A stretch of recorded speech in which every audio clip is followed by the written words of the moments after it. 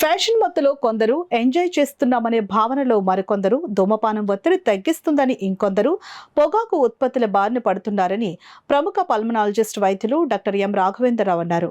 మే 31వ తేదీ world no tobacco day సందర్భంగా ఆయన మీడియాతో మాట్లాడారు. ధూమపానం అలవాటు వల్ల ఆరోగ్యానికి ఎంతో హానికరమని అన్నారు. ఈ అలవాటు వల్ల లంగ్ క్యాన్సర్, తల, మెడ క్యాన్సర్, స్వరపేటిక, అన్నవాహిక, మూత్రాశయం, మూత్రపిండాలు, ప్యాంక్రియాసిస్, కడుపు క్యాన్సర్ వంటి అనేక రోగాల బారిన పడతారని ఆయన హెచ్చరిస్తున్నారు.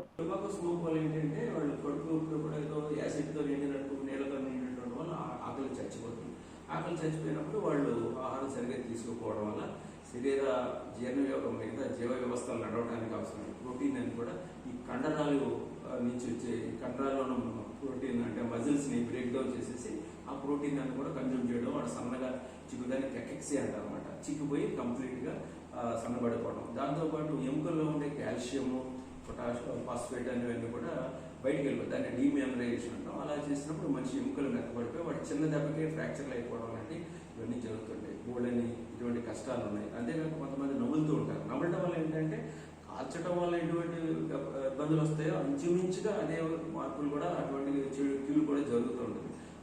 కాదంటే ఈ నమిలేవాడికి ఏంటంటే అంగిట్లో క్యాన్సర్, బొగ్గలో క్యాన్సర్, నాలుగు మీద క్యాన్సర్, గొంతులో క్యాన్సర్, అన్నవాహిక, స్టమక్, తర్వాత పెద్ద ప్రేగులో క్యాన్సర్ వస్తూ ఉంటుంది. కాబట్టి ఈ టొబాకో అనేది కాల్చడం కానీ అలాగే ఈ నమలడం కానీ ఏది కూడా మంచిది కాదు.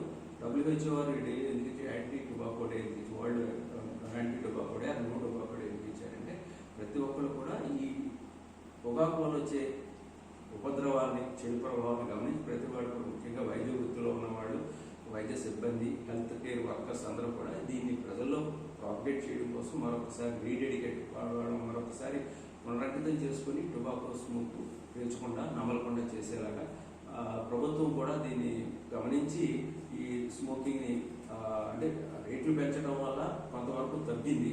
ఇంకా మరిన్ని చర్యలు తీసుకుని ఈ టొబాకో స్మోక్ని ఆపాలి. ఎందుకంటే వాళ్ళు ట్రైన్లో కూడా కాల్చుతున్నారంటే కంపార్ట్మెంట్లో ఉన్న వాళ్ళందరూ కూడా టొబాకో స్మోక్ వల్ల ఇది ఉంటుంది. That's called passive smoking.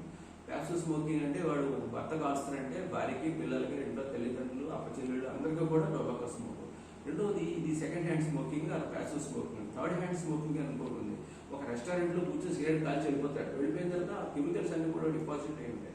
So రెండో వ్యక్తి ఎవరో తెలియని వాళ్ళు, ఆడవాళ్ళు ఎవరో వెళ్ళి కూర్చుంటారు. సో అక్కడ కూర్చోవడం వల్ల ఆ చైర్స్ మీద, టేబుల్స్ మీద, ఆ పరిసర ప్రాంతాల్లో టొబాకో సంబంధించిన కెమికల్స్ డిపాజిట్ అవ్వడం వల్ల వాళ్ళు కూడా పీల్చుకొని వాళ్ళకు కూడా ఈ యొక్క ఎఫెక్ట్, చెడు ప్రభావం తగ్గే అవకాశం ఉంది. దాన్ని థర్డ్ హ్యాండ్ స్మోకింగ్ అంటాం. కాబట్టి ఇన్ని రకాలుగా చూసుకున్న కూడా టొబాకో స్మోక్ చాలా ప్రమాదకరమైనది. కాబట్టి ఇది పూర్తిగా నివారించాలి. ప్రతి వాళ్ళు కూడా గమనించి కాల్చేవాళ్ళకు కూడా మానేస్తే వాళ్ళ కుటుంబాలు కూడా చక్కగా